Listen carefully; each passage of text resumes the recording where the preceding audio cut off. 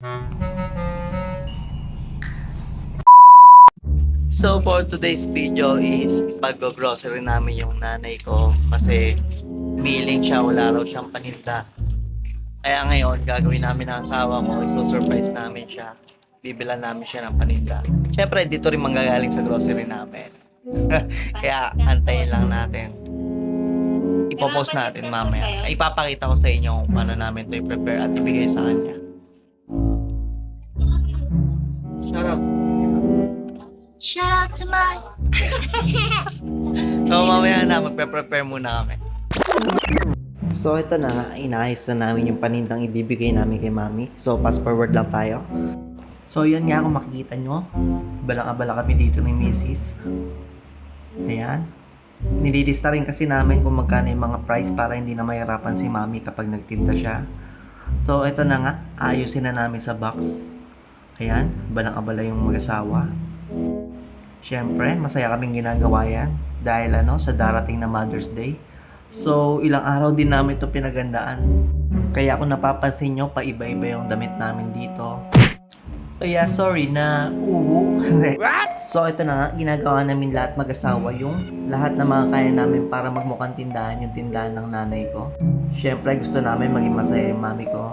Kaya todo support siya sa akin. Ganyan ang misis, lagi sumusuporta. So, ganun din naman si mister kapag may gustong gawin si misis. Susuportahan ko siya kahit saan. Check natin, mga... So, ito nga pala, ulitin ko lang po.